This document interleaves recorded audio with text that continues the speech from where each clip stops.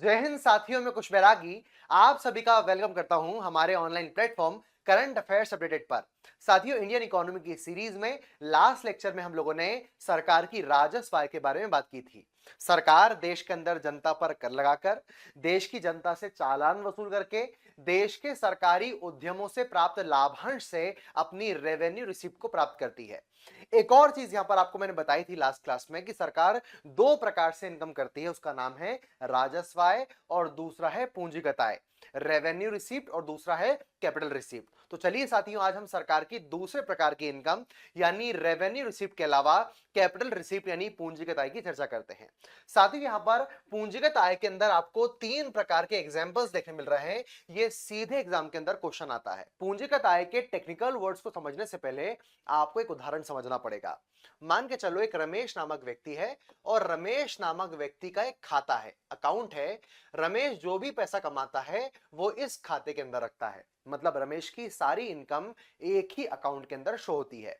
आप उसे खाता मान लो, वॉलेट मान लो, कुछ भी मान लो, रमेश का सारा इनकम, रमेश की सारी रिसिप्ट इसी अकाउंट के अंदर जाती है। समझ पा रहे हैं? अब मान के चलो पॉइंट नंबर 1, रमेश बहुत मेहनत से पैसा कमाता है, खून पसीना एक करके उसको सैलरी मिलती है, वेतन मिलता है। तो पक्की बात है सैलरी उसके खाते में जाएगी। तो प्रश्न आता है, क्या रमेश के द्वारा कमाया गया पैसा सैलरी के रूप में रमेश की आय मानी जाएगी? आंसर है बिल्कुल मानी जाएगी। सैलरी सरकार की हो चाहे रमेश की हो, उसकी रिसिप्ट या इनकम मानी जाती है।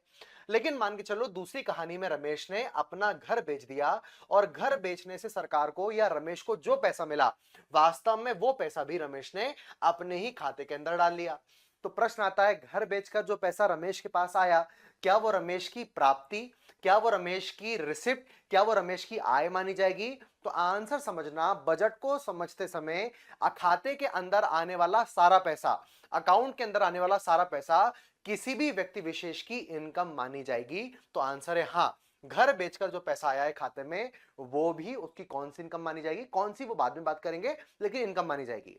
तीसरी बात, अगर रमेश किसी समस्या में है और रमेश ने अपने दोस्त से उधार लिया, मान के चलो 10,000 रुपए का, कि भाई मैं तुझे 1 महीने बाद लौटा दूंगा।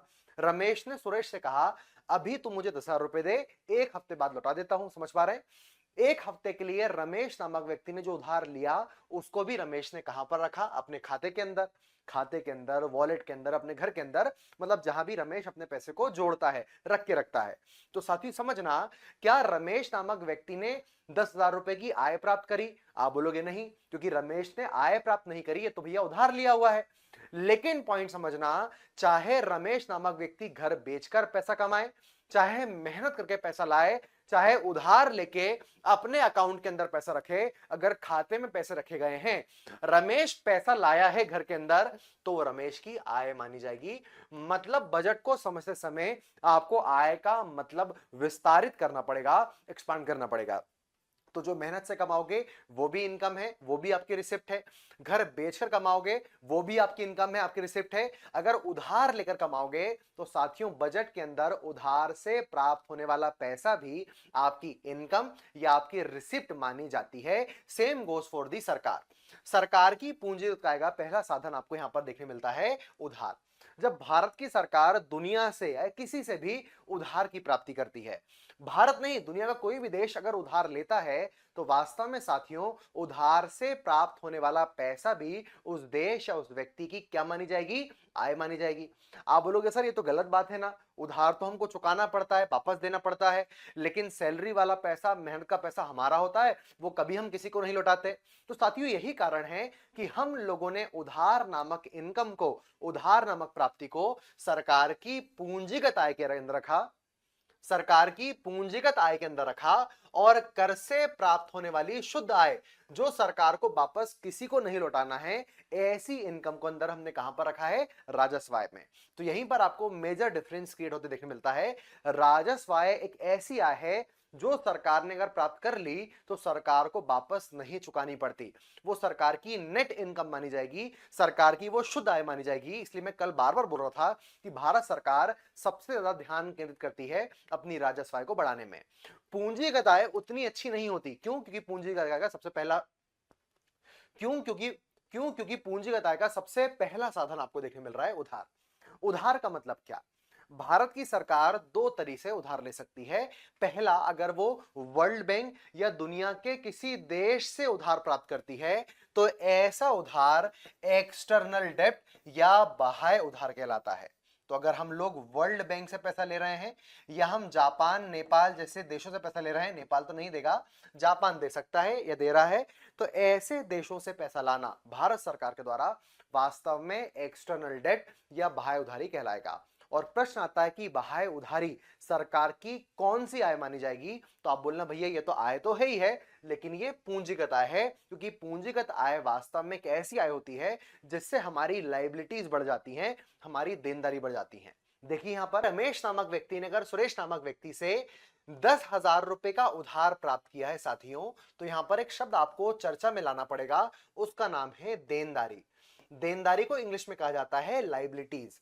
जब भी मैं किसी से उधार लेता हूं, उस पैसे को मुझे ब्याज सहित चुकाना पड़ेगा, किसी व्यक्ति को वापस देना पड़ेगा। मैंने जो पैसा किसी से लोन के रूप में लिया है, डेट के रूप में लिया है, उस पैसे को वापस चुकाने का जो मेरे माथे पर बोझ है, वही मेरे माथे पर लायबिलिटी कहलाएगा, देनदारी कहलाएगा। तो अगर रमेश ने 10,000 रुपए का लोन लिया, तो रमेश ने अगर 10,000 रुपए का तो रमेश ने अगर 10,000 रुपए का लोन लिया है, तो रमेश के माथे पर 10,000 की लायबिलिटी है, 10,000 की देनदारी है। उसी प्रकार जब भारत सरकार उधार लेती है, चाहे वो बाहर से ले चाहे अंदर से ले, ऐसे उधार से भारत सरकार के माथे पर देनदारी आ जाती है। और साथियों, डेफिनेशन कहती है कि ऐसी सरकार की इनकम, सरकार की वो प्राप्ति है जो सरकार की लायबिलिटी बढ़ाए, सरकार के माथे का बोझ बढ़ाए, ऐसी इनकम जो सरकार को वापस लौटानी पड़ेगी आज नहीं तो कल, ऐसी इनकम सरकार की पूंजीगत आय मानी जाएगी। और यही कारण है पूंजीगत आय ज्यादा बेहतर सरकार के लिए नहीं होती। दूसरी बात, सरकार केवल दुनिया से नहीं बल्कि घर के अंदर से भी पैसों की प्राप्ति करती है। जैसे मान के चलो, अगर देश की सरकार देश के अंदर भारत के आरबीआई से या देश की जनता यानी आप और मुझसे पैसा प्राप्त करती है, तो उसे हम कहते हैं आंतरिक उधारी या उसे हम कहते हैं इंटरनल डेब्ट। आप बोलोगे सर, देश की गवर्नमेंट हमारी जनता या देश की पब्लिक से तो लोन लेती ही नहीं है, हमने तो आज तक सुना ही नहीं कि मोदी जी देश की जनता से लोन ले रहे हैं। आंसर है साथियों, आपने नहीं सुना, इसका मतलब ये नहीं है कि भारत सरकार आपसे लोन नहीं लेती। आने वाले समय में जब मैं आपको बैंकिंग सेक्टर पढ़ाऊंगा, तब आपको पता चलेगा कि आंतरिक उधारी सरकार की सबसे बड़ी उधारी है, और वर्तमान में सरकार की उधारी का पहला नंबर आपको इंटरनल डेब्ट देखने मिलता है। ये इंटरनल डेब्ट सरकार कैसे लेती है, आप लोग भारत सरकार को लोन कैसे देते हो, इस बारे में चर्चा हम लोग बैंकिंग सेक्टर के अंदर, जब मैं आपको सरकारी बॉन्ड्स पढ़ाऊंगा, गवर्नमेंट बॉन्ड्स पढ़ाऊंगा, तब मैं समझाऊंगा। अभी के लिए होल्ड पे डालना है। तो दो बातें आपको देखने मिल रही हैं कि भारत सरकार की इनकम जो हम कह रहे हैं भैया पूंजीगत आय, उसका पहला साधन है भारत के अंदर उधारी। दो प्रकार के उधार हैं, एक्सटर्नल और दूसरा आपको देखने मिल रहा है इंटरनल। अगला मामला आपको देखने मिलेगा, अगला मामला आपको देखने मिल रहा है यहां पर विनिवेश का। विनिवेश को हम इंग्लिश में कहते हैं डिसइन्वेस्टमेंट। डिसइन्वेस्टमेंट साथियों, विनिवेश का मतलब क्या है पहले ये समझिए, फिर मैं आपको दूसरी कहानी समझाऊंगा या कैपिटल रिसीप्ट के अंदर इसके मामले को बताऊंगा। साथियों, निवेश का मतलब होता है जब भी हम इकोनॉमिकल लाभ कमाने के लिए, पैसा कमाने के लिए किसी जगह पर पैसा लगाते हैं। जैसे मान के चलो, मैंने एक कार खरीद ली, तो मैंने कार के अंदर पैसा लगा दिया। मैंने सोचा था कि मैं कार खरीदता हूं 10 लाख रुपए की, फिर मैं टैक्स के रूप में चलाकर अपने जीवन को रोजगार दूंगा, सेल्फ एम्प्लॉयमेंट दूंगा और मेरे घर का पालन पोषण करूंगा। किसी व्यक्ति ने ऑटो खरीद लिया, किसी व्यक्ति ने जिम खोल लिया, किसी व्यक्ति ने कैफे खोल लिया। तो जब भी कोई व्यक्ति आने वाले भविष्य में पैसा कमाने के लिए कोई उद्योग स्थापित करता है, स्टार्टअप स्थापित करता है, कार खरीदता है, सोना खरीदता है, चांदी खरीदता है, कुछ भी खरीदता है, ऐसी चीज को हम कहते हैं निवेश। कि उस व्यक्ति ने आर्थिक लाभ करने के लिए निवेश किया। निवेश को इंग्लिश में कहते हैं भैया उस व्यक्ति ने इन्वेस्टमेंट किया। और लगातार आप इन्वेस्टमेंट इन्वेस्टमेंट शब्द को सुनते रहते हो। लेकिन जब आपको समस्या आती है साथियों, तो पक्की बात है आप सोना चांदी बेच भी देते हो। जब कभी समस्या आती है तो आप कार को बेच भी देते हो। घर में कोई बीमार होता है तो आपने कई बार घर को बेचते हुए भी देखा है। कई बार आप लोगों ने अपने उद्योग, अपने कैफे, अपने जिम को बेचते हुए भी देखा होगा। तो वास्तव में साथियों, जब कोई व्यक्ति जिस जगह पर उसने पैसा निवेश किया था, अगर उस संपत्ति को बेचकर अपना पैसा बाहर निकाल ले, तो यही प्रक्रिया, ये रिवर्स प्रक्रिया डिसइन्वेस्टमेंट कहलाती है, विनिवेश कहलाती है। सिंपल सी बात, किसी ऑटो को खरीदना निवेश कहला जाएगा, लेकिन उस ऑटो को बेच देना किसी और को आपने ऑटो बेच दिया तो मालिक ऑटो का कोई और बन जाएगा, लेकिन आपके पास पैसा आ जाएगा। ऐसी प्रक्रिया को आप क्या बोलते हो? डिसइन्वेस्टमेंट। तो वास्तव में भारत की सरकार कई सारे काम करती है। जैसे देश की सरकार बैंक चलाती है, एसबीआई नामक बैंक सरकारी बैंक माना जा रहा है। देश की सरकार ओएनजीसी के माध्यम से ऑयल गैस का एक्सप्लोरेशन करती है। देश की सरकार भारतीय रेलवे का परिचालन करती है। कई सारे सरकार के उद्यम हैं। सरकार के पास बहुत सारी प्रॉपर्टीज हैं। मान के चलो सरकार को कभी पैसों की बहुत आवश्यकता हुई और सरकार ने अपनी संपत्ति को बेचकर पैसा कमा लिया। सरकार ने टाटा को अपनी एयर इंडिया की एयरलाइंस को बेच दिया और इंडिया एयरलाइंस का सारा पैसा सरकार ने अपने अकाउंट में रख लिया। तो वास्तव में साथियों, अपनी फ्लाइट्स को, अपने एरोप्लेन्स को किसी कंपनी को बेच देना और अपना पैसा वापस अपने पास जेब में रख लेना, ऐसी प्रक्रिया डिसइन्वेस्टमेंट कहलाती है। तो जब जब सरकार अपनी प्रॉपर्टी, मान के चलो सरकार ने ट्रेन बेच दी, अभी तो नहीं बेची है, सरकार ने अपनी कंपनी बेच दी, एसबीआई के शेयर बेच दिए। तो जब सरकार बेचने वाला काम करती है, सरकार अपनी चीजें बेचती है, तो बेचने के बदले उसको जो पैसा मिलता है, पॉइंट समझ साथियों, यहां बता चुका हूं कि रमेश चाहे कहीं से भी अपने खाते में पैसा लाए, वो रमेश की आय मानी जाएगी, चाहे घर बेचकर हो। उसी प्रकार भारत की सरकार चाहे अपनी ट्रेन बेचकर, एरोप्लेन बेचकर, बैंक के शेयर बेचकर पैसा लाएगी, तो वो सरकार की इनकम मानी जाएगी। लेकिन ऐसी आय, ऐसी प्राप्ति कौन सी प्राप्ति मानी जाएगी? सरकार की पूंजीगत आय। पॉइंट समझना, मैं बार बार आपको बोल रहा हूं कि सरकार की पूंजीगत आय एक अच्छी इनकम का साधन नहीं है। सरकार को इन इनकम के स्रोतों पर ज्यादा ध्यान नहीं फोकस करना चाहिए। क्यों? क्योंकि पहला है उधार। जितना तुम उधार लोगे तुम्हारी आय तो हो जाएगी, लेकिन बदले में तुमको ब्याज चुकाना पड़ेगा। इसलिए डेब्ट एक अच्छा प्रकार का आय करने का साधन नहीं है।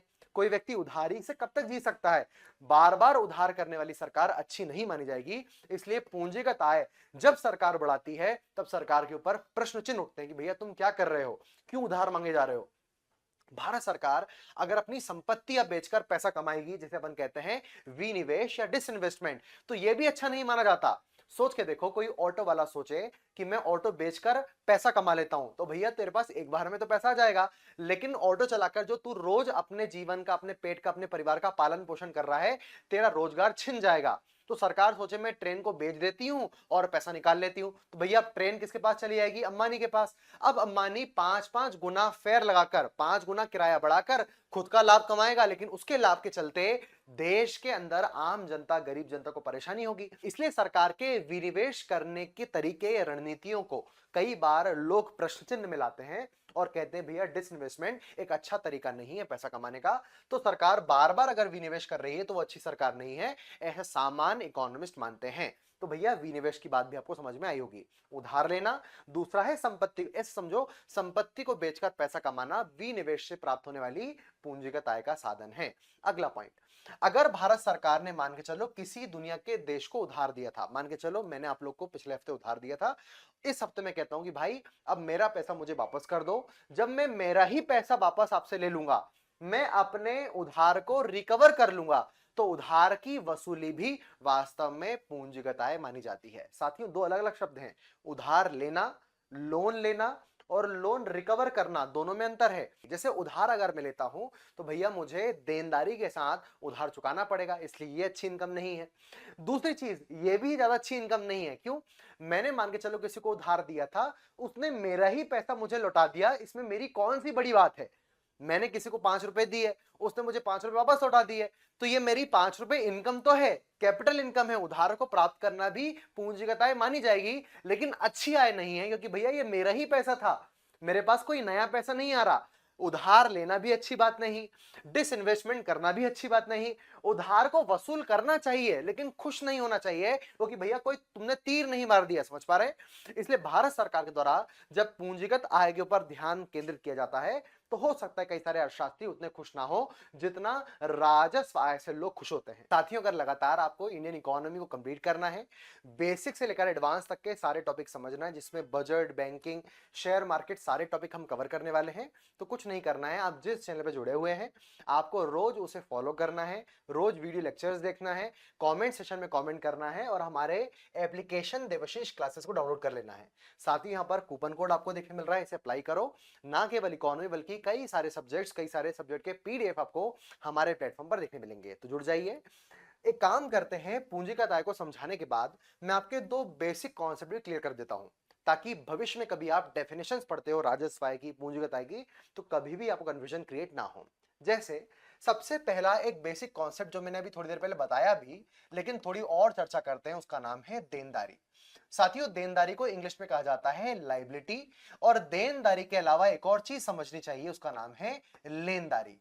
दो शब्द को समझोगे, देनदारी, लेनदारी, लाइबिलिटी और एसेट को, तब जाके आपका जीवन आसान हो जाएगा बजट के घटकों को समझने में। सबसे पहली बात, देनदारी का मतलब है चुकाने का बोझ। जब आपको कोई पैसा चुकाना पड़ता है तो चुकाने का बोझ वास्तव में कहलाता है लाइबिलिटी।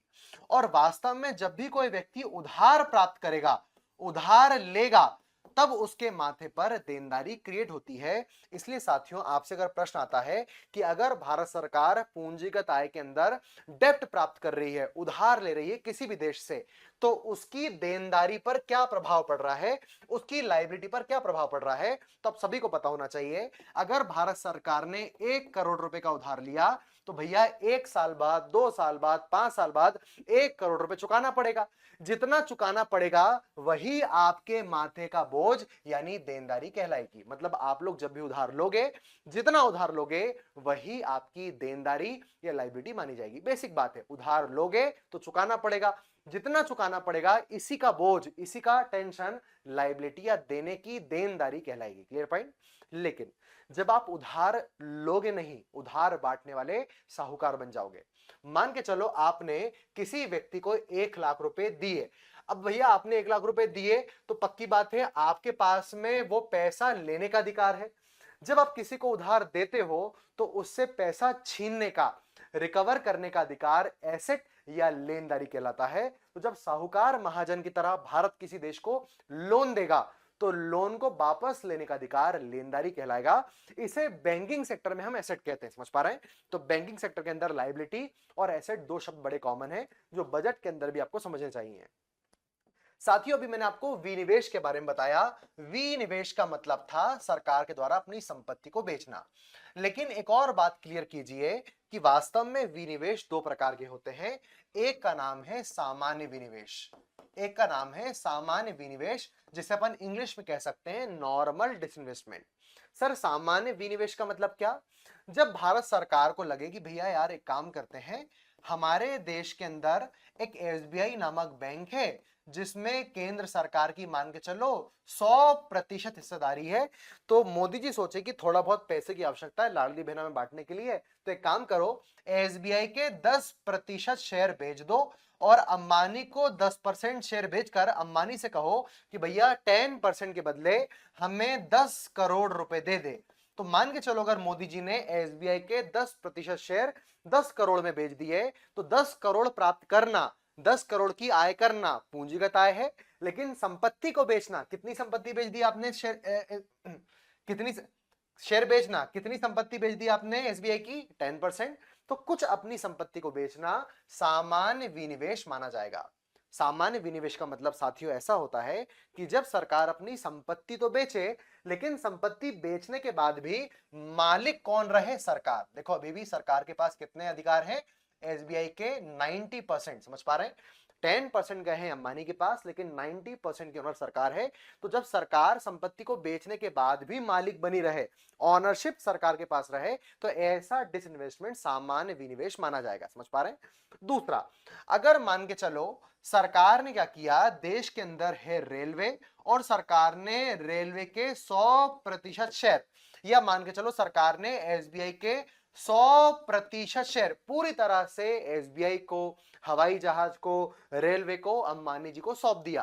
किसी निजी कंपनी को सरकार ने पूरी की पूरी संपत्ति को बेच दिया। मतलब मोदी जी ने सारा का सारा पैसा बाहर निकाल लिया। यह सरकार की पूंजीगत आय तो मानी जाएगी, लेकिन ऐसा पैसा कमाना, ऐसा संपत्ति बेचना जिसमें सरकार अब मालिक नहीं है, मालिक कोई निजी व्यक्ति बन चुका है, ऐसे विनिवेश को हम रणनीतिक विनिवेश या स्ट्रेटेजिक डिसइन्वेस्टमेंट कहते हैं। तो दोनों शब्द याद रखना, रणनीतिक और स्ट्रेटेजिक। भैया क्वेश्चन आएगा सामान्य विनिवेश और रणनीतिक विनिवेश में क्या अंतर है? तो रणनीतिक विनिवेश में विनिवेश करने के बाद सरकार मालिक नहीं रहती, मालिक बन जाता है निजी व्यक्ति, और इसी से जन्म लेता है प्राइवेटाइजेशन या देश के अंदर निजीकरण। इसलिए प्रश्न आता है, निजीकरण कौन से विनिवेश, कौन से डिसइन्वेस्टमेंट के बाद होता है? तो आंसर है रणनीतिक विनिवेश के बाद में। तो बेसिक बात है, जब सरकार कुछ संपत्ति बेचे, सामान्य विनिवेश। जब सरकार अपने मालिकाना हक को ही बेच दे, ऑनरशिप को ही बेच दे, जैसे टाटा के साथ में जब हमने इंडिया रिलायंस को बेचा, तब सरकार ने रणनीतिक विनिवेश किया, अपनी पूरी संपत्ति को बेच दिया। समझ पा रहे हैं? तो निजीकरण का मामला यहां से बढ़ता है। तो दो प्रकार के विनिवेश आपको ध्यान रखना है। तो वापस रिपीट कर लेते हैं, सरकार की दो प्रकार की आय है, राजस्व आय, पूंजीगत आय। पूंजीगत आय के तीन प्रमुख साधन है, उधार लेना, उधार को रिकवर करना, वापस वसूल करना, और विनिवेश कर देना। साथियों, विनिवेश के अलावा एक लास्ट और तरीका मैं आपको बताना चाह रहा हूं, जो हाल ही के बजट में, कुछ समय बजट के पहले बड़ा चर्चा में रहा और बार बार इकोनॉमिक सर्वे ने, यूपीएससी के क्वेश्चंस ने इसे अपनी चीजों में जगह दी। मामला है नेशनल मोनेटाइजेशन पाइपलाइन का। इसे हिंदी में कहा जाता है राष्ट्रीय मुद्रीकरण पाइपलाइन। आप बोलोगे सर ये कौन सी पाइपलाइन है? गैस पानी पहुंचाने वाली पाइपलाइन है क्या? नहीं भैया। राष्ट्रीय मुद्रीकरण पाइपलाइन वास्तव में सरकार को पूंजीगत आय, कैपिटल इनकम प्राप्त करने का एक तरीका है। और पूंजीगत आय प्राप्त करने का तरीका है, और पूंजीगत आय प्राप्त करने का तरीका है। इसके अंदर सरकार क्या करती है, देखना है यहां पर साथियों ध्यान से। मान के चलो सरकार के पास में एक खाली जगह छूटी हुई है, समझ पा रहे हैं? सरकार को इस जगह का कोई यूज नहीं आ रहा। मान के चलो सरकार की एक बिल्डिंग बनी हुई है, जहां पहले सरकारी दफ्तर हुआ करता था, लेकिन वास्तव में जब दफ्तर शिफ्ट हो गया नई जगह पर, तो ये पुरानी बिल्डिंग खाली पड़ी हुई है। सरकार ने दिमाग लगाया, क्यों ना एक काम किया जाए कि मान के चलो जियो कंपनी को इंदौर में एक ऑफिस चाहिए काम करने के लिए। तो जियो कंपनी से कहा कि भैया तुम हमको हर महीने 1 लाख रुपए का रेंट देना, और हमारा ये दफ्तर तुम यूज कर लो। मतलब सरकार अपनी संपत्ति को जब रेंट पर दे, लीज पर दे, सरकार ने खाली पड़ी भूमि को ढाबा मालिक को लीज पर दे दी कि भैया तुमको हर महीने, हर एक साल में हमको इतना पैसा देना है, और जाओ जो करना है करो। इस पर संपत्ति बना लो, ढाबा बना लो, जो करना है करो, लेकिन हर हर महीने हमको एक रेंट आना चाहिए। वास्तव में साथियों, भवन को बेच देना विनिवेश है, लेकिन भवन को लीज पर देकर पैसा कमाना पूंजीगत आय का एक नया साधन हमारे देश के सामने आया है। वास्तव में साथियों, इससे क्या होगा? संपत्ति भी सरकार की नहीं बेची जाएगी, सरकार के पास सरकार की प्रॉपर्टी भी रहेगी, सरकार को अपना मालिकाना हक, ऑनरशिप नहीं खोनी पड़ेगी, और नेशनल मोनेटाइजेशन पाइपलाइन के माध्यम से सरकार को इनकम भी मिलेगी।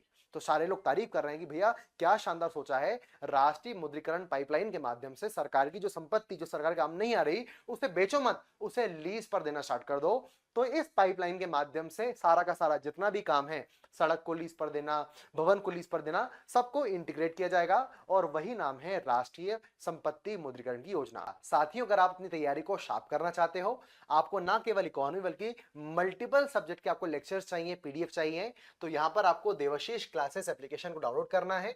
कॉम्बो ऑफर का वर्णन भी यहां पर किया गया है, यहां पर कूपन कोड दिया गया है, इसको अप्लाई करो, अपनी फीस में डिस्काउंट पाओ, और कई सारी चीजें, lecture, PDF, current affairs, economy, polity, हर एक सब्जेक्ट के सेशंस पाइए, और जुड़े रहिए हमारे करंट अफेयर्स अपडेटेड प्लेटफॉर्म पर। धन्यवाद।